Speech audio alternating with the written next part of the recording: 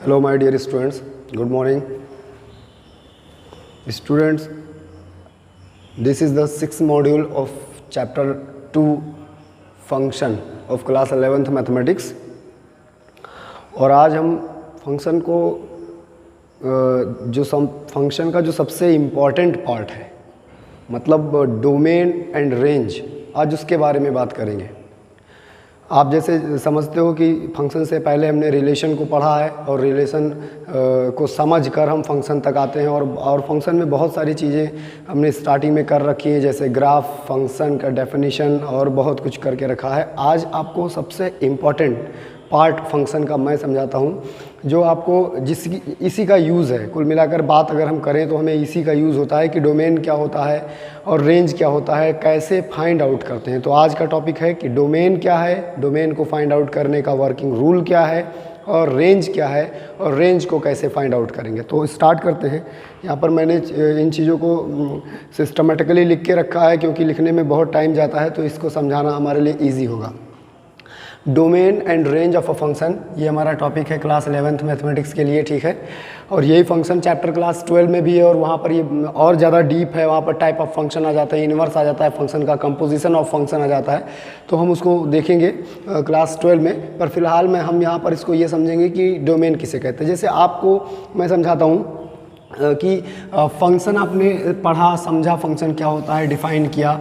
तो आपने कहा कि फंक्शन एक रूल है, या एक कह सकते हैं कि एक मशीन है जो एक टाइप के एलिमेंटों को एज अ इनपुट लेती है और उस पर वर्क करता है वो, और वर्क करके उसको दूसरे फॉर्म में निकाल देता है। तो ये जो बीच में है, जो ऑपरेटर है, इसी को हम फंक्शन कहते हैं। ये बातें पहले हुई होंगी और आप इसके बारे में जानते हैं। तो अगर मान लें कि ये हमारा f कोई फंक्शन है जो एक सेट x से y में जाता है। बहुत कॉमन एग्जांपल है जूसर मशीन का, जैसे कि ये फंक्शन को जूसर मशीन का अगर समझा जाए और इसको हम कोई भी ऑब्जेक्ट समझें, ठीक है, कोई फ्रूट हो सकता है या शुगर कैन हो सकता है, या ऐसी कोई भी चीज़ जो उस जूसर मशीन के अंदर जाती है और जब दूसरी तरफ वो निकलता है तो वो एक दूसरे फॉर्म में होता है। उस दूसरे फॉर्म के लिए जो रिस्पॉन्सिबल है वो ये मशीन रिस्पॉन्सिबल है, जिसने उस पर वर्क किया और एक नया रिजल्ट दे दिया। और ये ऐसा नहीं कि एक पर्टिकुलर मशीन है जो हमेशा एक ही जैसा रिजल्ट देगा। ये डिपेंड करता है कि हम इनपुट कैसे डालते हैं या इसके काम करने का तरीका क्या है, रूल क्या है फंक्शन का, इस तरीके से ऑपरेट होने का। तो ये बात हम पहले से समझते हैं। तो डोमेन में बहुत ज़्यादा कुछ नहीं जानना है, डोमेन ईजी है समझना। तो एक फंक्शन अगर है x से y में, अगर एक फंक्शन है, तो हम कहते हैं कि डोमेन जो होगा इस फंक्शन का, मैथमेटिकली ये एक डेफिनेशन लिखा है जिसको आपको नोटबुक में लिखने के लिए बहुत अच्छा है। पर मैं आपको बताऊं, ज़्यादा प्रॉब्लम इसमें ज़्यादा कुछ समझना नहीं है। डोमेन किसी फंक्शन का वो होता है, वो सेट होता है जिस सेट से फंक्शन के लिए इनपुट आते हैं। बस ऐसे समझिए। अब आप जब कोई फंक्शन डिफाइन कीजिएगा तो एक फंक्शन किसी एक नॉन एम्पटी सेट से दूसरे नॉन एम्पटी सेट में होगा। तो कौन सा सेट ऐसा होगा जिसके एलिमेंट उस फंक्शन के लिए इनपुट की तरह काम करेंगे, वो इनपुट की तरह बिहेव करेंगे और उस पर वो फंक्शन लगेगा और रिजल्ट को आउटपुट देगा। तो ये बहुत सिंपल है समझना कि अगर हमारे पास कोई एक फंक्शन है, यहाँ पर देखें f(x) फ्रॉम y, तो यहाँ पर डेफिनेशन में लिखा हुआ है कि डोमेन जो होता है वो ऑफ अ फंक्शन, किसी फंक्शन का जो डोमेन होता है इज द सेट, वो एक सेट होता है, वो भी एक सेट होता है, is the set in which all the input of the function is constraint. मतलब जो डोमेन है किसी फंक्शन का, वो एक सेट होता है जिसमें वो सारे फंक्शन के लिए सारे के सारे इनपुट वहाँ पर होते हैं। मतलब ऐसा सेट जिसके एलिमेंट फंक्शन के लिए इनपुट की तरह काम करें, उस सेट को डोमेन कहते हैं। एंड ऑब्वियसली ये जो फर्स्ट सेट होगा, जैसे मान लीजिए f(x) से y में एक फंक्शन है, is a function, then set x, ये एकदम सिंपल सी बात है, क्योंकि ये जो फंक्शन है वो यहाँ के एलिमेंटों पर ऑपरेट होगा। तो x जो होगा, सेट x जो होगा, वो उसका डोमेन होगा। यहाँ पर भी हम इस बात को समझ सकते हैं कि ये जो पार्ट है, अगर कोई फंक्शन f(x) से y में है तो ये जो पार्ट है ये डोमेन का पार्ट है, ठीक है। तो आपको ये बात समझ में आ गई कि डोमेन किसे कहते हैं, ठीक है। अब डोमेन को फाइंड आउट करने का भी एक तरीका होता है। तो आप सोचें कि अगर हम यहाँ से क्या फाइंड कर ले तो हमें डोमेन मिल जाएगा। ये तो एक सेट है, इस सेट के अंदर उसके एलिमेंट हैं, उसके एलिमेंट पता नहीं कितने हैं, कम हैं, ज़्यादा है, नहीं पता।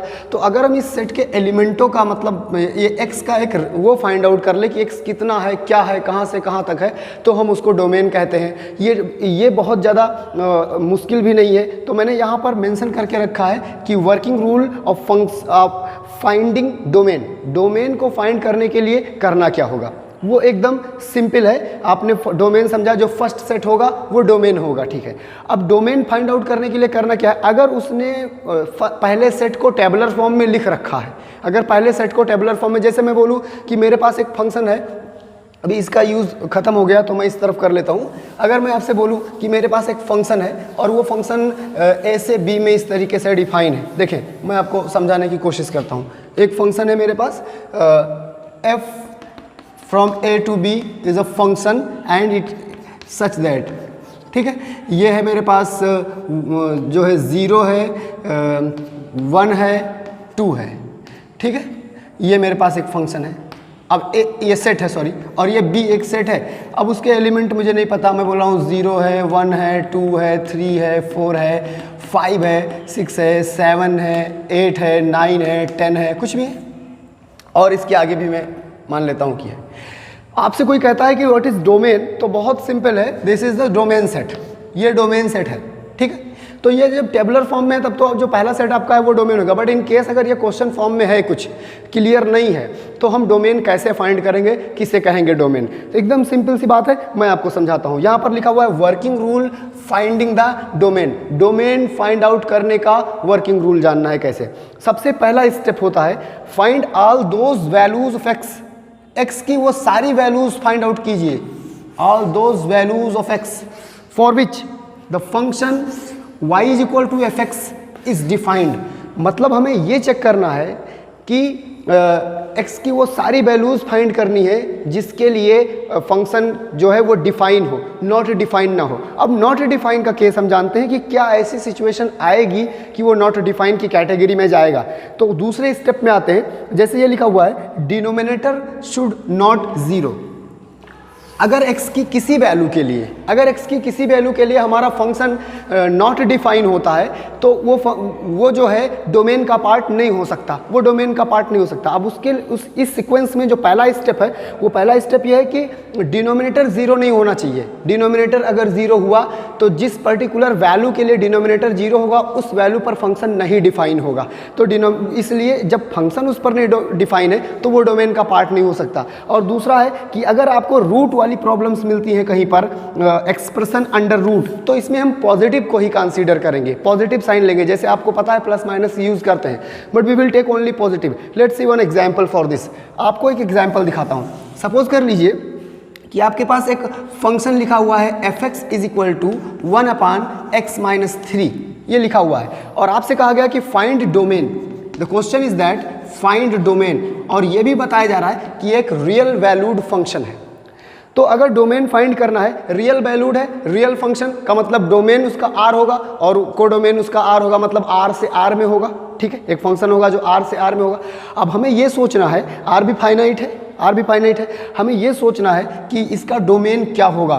तो आपसे मैंने यहाँ पर समझाया कि x की वो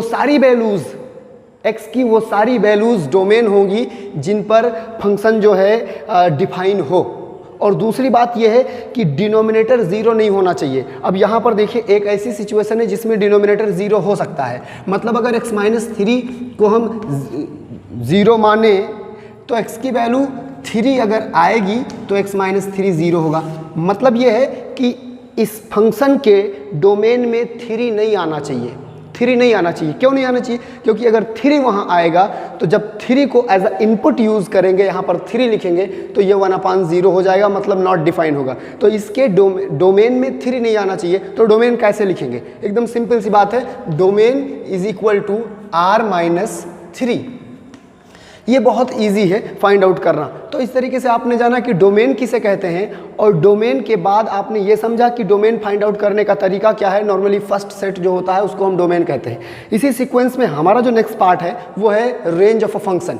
ठीक है, तो आप इसको कंप्लीट करेंगे, इस पर और ज़्यादा क्वेश्चन प्रैक्टिस करेंगे। ये ईजी है समझना, मैंने आपको दोनों बातें समझा दी। कभी कभी टेबुलर फॉर्म में होगा तो सीधा सीधा सेट डोमेन होगा, पर कभी कभी आपका ये जब इस तरीके से होगा एक क्वेश्चन फॉर्म में, तो आपको करना क्या होगा कि आपको वो वैल्यूज फाइंड आउट करनी होंगी एक्स की जिस पर फंक्शन डिफाइन हो। मतलब indirectly I want to say that you should find the value of X on which the Y is not function is not defined. आप वो वैल्यू फाइंड करो जिस पर फंक्शन नहीं डिफाइन है। बस अगर आपको ऐसी कोई वैल्यू मिल जाती है, अगर आपको ऐसी कोई वैल्यू मिल जाती है तो जिस पर फंक्शन डिफाइन है, कोई लिमिटेड सेट है, उसका फाइनाइट सेट है या इनफाइनाइट सेट है, उसमें से वो वाली वैल्यू निकाल के रख दो और आपका आंसर हो जाएगा। जैसे मैं आपसे कहूँ कि हमारे पास एक सेट है इस तरीके से fx is equal to 1/x। अब ये रियल वैल्यूड फंक्शन है, रियल वैल्यूड फंक्शन है। आपको इसका डोमेन बताना है तो इसका डोमेन एकदम सिंपल होगा r-0। क्यों? क्योंकि ये 0 पर डिफाइन नहीं है। जैसे आप x की वैल्यू 0 लोगे नॉट डिफाइन आ जाएगा। तो ये फाइंड करने से अच्छा ये होगा कि आप ये फाइंड करो कि ये डिफाइन कहाँ नहीं है। जहाँ पर ना डिफाइन हो उस बात को छोड़कर बाकी सारे के सारे जो भी एलिमेंट बचेंगे सेट के वो डोमेन के होंगे। ठीक है, तो आप इसको कंप्लीट करें। मैं आपको बताता हूँ कि range of set, range of function क्या होता है, और अगर फंक्शन का रेंज हमको पता है तो हम उसको कैलकुलेट कैसे करेंगे। ओके,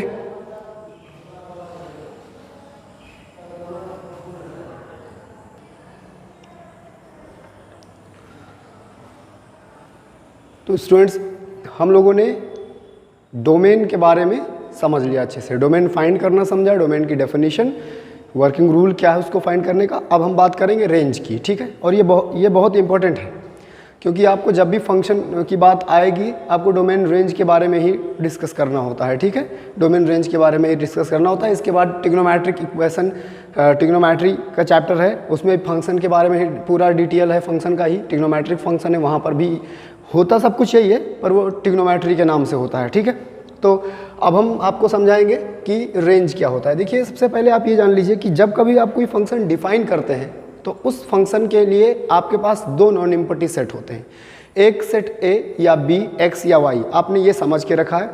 आपने ये भी जाना है कि जो फर्स्ट होता है जहाँ से हम इनपुट कंसिडर करते हैं फंक्शन के लिए, उस सेट को डोमेन कहा जाता है, और एक दूसरा सेट है कोडोमेन का, या सेट बी कहिए उसको भी।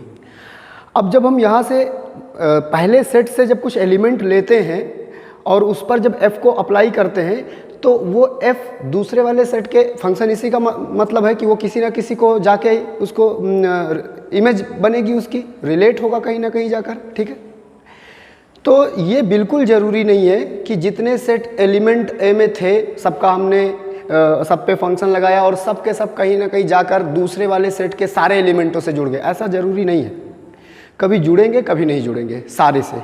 कभी वो टोटल के उनकी इमेजेस मिल जाएंगी, सब टोटल कंप्लीट हो जाएगा, कभी उनकी इमेजेस कुछ कम ही मिलेंगी। तो जब हम सेट बी, जो यहाँ पर हमारे पास एक सेट बी है, ये देखिए, ठीक है, यहाँ के एलिमेंटों को जब हम फंक्शन अप्लाई करते हैं और यहाँ ढूंढते हैं तो हमें जहाँ जितने वो मिलते हैं वो इसी के अंदर कहीं ना कहीं होंगे। ये पूरा सेट बी है, उसके अंदर कहीं ना कहीं होंगे, मतलब या तो वो पूरे हो जाएंगे या कुछ कम रहेंगे, पर यहीं पर कहीं ना कहीं मिलेंगे। आपने चैप्टर नंबर 1 में पढ़ के रखा है सेट में सबसेट क्या होता है। ठीक है, आपको पता है कि दो सेट अगर हैं तो एक सेट सबसेट होगा पहले सेट का अगर इसके सारे एलिमेंट उसके अंदर आए। तो आप मुझे एक बात बताइएगा कि ये जो आप देख रहे हैं, ये जो एक सेकंड जो आप देख रहे हैं, ये सर्कल टाइप का, ये बी में है या नहीं है? ये बी पूरा सेट है और ये जो पार्ट है ये उसी के अंदर है। अगर ये उसके अंदर है तो ये बी का क्या होगा? सबसेट होगा। इसका मतलब ये हुआ कि अगर हमारे पास कोई फंक्शन है ए से बी में तो रेंज जो होता है वो सबसेट होता है बी का, और ऐसा सबसेट होता है जिसमें आने वाले सारे के सारे एलिमेंट, ऑल एलिमेंट, वो सेट ए के एलिमेंटों की इमेज होते हैं। यही बात मैं आपको समझाना चाहूँगा।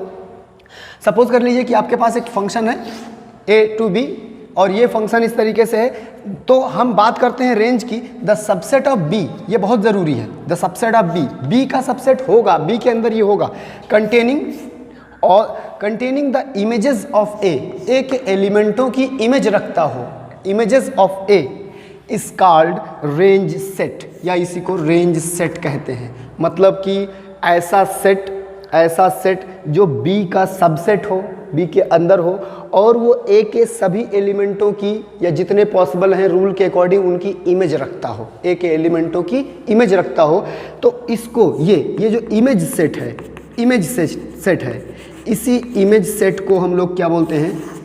रेंज बोलते हैं। इमेज सेट को रेंज बोलते हैं। रेंज को डिनोट कैसे करते हैं? अगर हमारे पास कोई फंक्शन ये है f, तो उसको f ऑफ a कहेंगे, क्योंकि आपको पता है कि यहाँ पर a के एलिमेंट लगेंगे तो रिजल्ट में जो आएगा वो जो भी कुछ आएगा, मुझे नहीं पता, एक सेट मिलेगा जो सेट सबसेट होगा किसका? b का, यही इसके इक्वल होगा। तो आपने तो जाना है ना कि रेंज का मतलब सबसेट ऑफ बी, लेकिन उस सबसेट की स्पेशल क्वालिटी होगी कि वहाँ पर आने वाले एलिमेंट ए के एलिमेंटों की इमेज होंगे।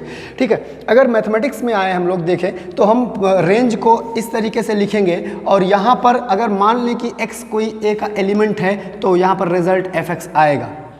ठीक है, ये आप इसको ऐसे भी समझ सकते हैं कि ए और बी हमारे दो सेट थे, ये कोई फंक्शन था। ये फंक्शन जब यहाँ के किसी एलिमेंट पर लगेगा तो जिस रीजन में, जिस पोर्शन में, जिस सेट के फॉर्म में उसका इमेज देगा, उसी सेट को हम लोग रेंज कहेंगे। ये तो बात होगी डेफिनेशन की, आपको समझ भी आया होगा कि रेंज क्या होता है। अब बात करते हैं कि कैसे रेंज को फाइंड आउट करेंगे।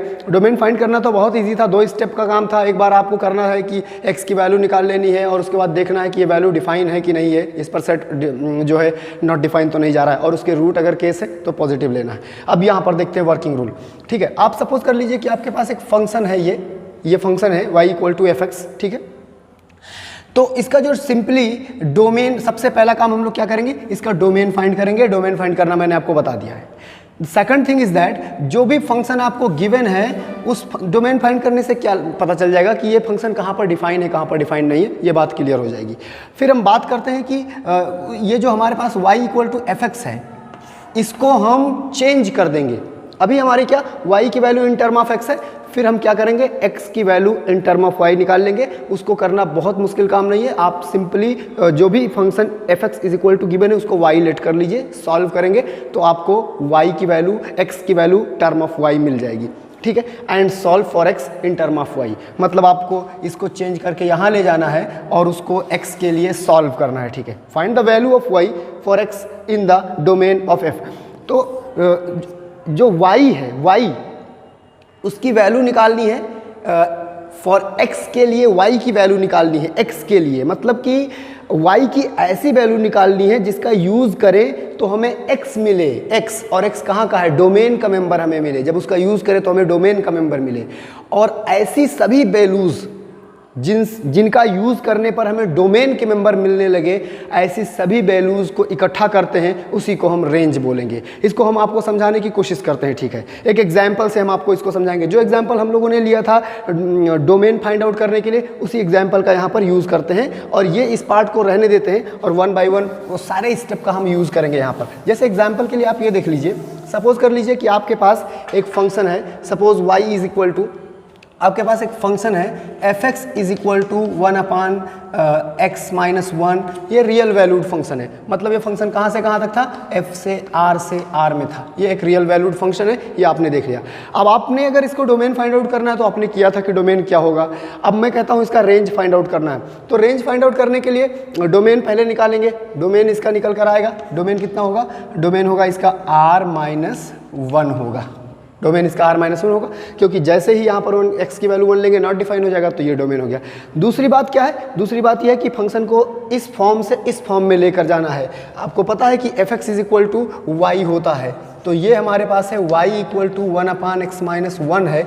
हमें इसको चेंज कैसे करना है? हमें इसको चेंज करना है कि x is equal to I 1 upon Y plus 1 और is equal to y and 1 plus Y. ये हो जाएगा हमारा x is equal to 1 plus Y upon Y. तो आपने ये भी कर लिया, x की वैल्यू निकाल ली। अब आपको ये देखना है कि y की किन किन वैल्यू के लिए हमें x मिल जाएगा। रियल x मिले, रियल, क्योंकि हमारा फंक्शन r से r में है तो रियल x मिले। आप समझ सकते हो कि एक्सेप्टिंग 0, बस y 0 नहीं होना चाहिए, क्योंकि जैसे ही y 0 होगा ये नॉट डिफाइन हो जाएगा। 0 को छोड़कर y की सभी रियल वैल्यूज़ के लिए हमको रियल x मिलेगा जो हमारे डोमेन में जाएगा। इसका मतलब यहाँ से एक रेंज मिलता है, y के एलिमेंटों का एक रेंज मिलता है। कहाँ से कहाँ तक? y के एलिमेंटों का एक रेंज मिलता है, और वो रेंज क्या होगा वो आप समझ सकते हैं। यहाँ पर जो रेंज होगा y के एलिमेंट का वो होगा r-0। तो इस तरीके से आप आसानी से फाइंड आउट कर सकते हैं कि रेंज क्या है और डोमेन क्या है। तो इस मॉड्यूल में हम लोग इतना ही डिस्कस करेंगे। अब इसके बाद जब हम नेक्स्ट मॉड्यूल लेकर आएंगे तो हम आपको दिखाएंगे अलजेब्रा ऑफ द फंक्शन। वो बहुत ईजी है और सिंपल है, उसको हम उसमें कवर करेंगे। ओके, तो इसको कंप्लीट कीजिए। कोई प्रॉब्लम आती है तो कमेंट कीजिए। Thank you.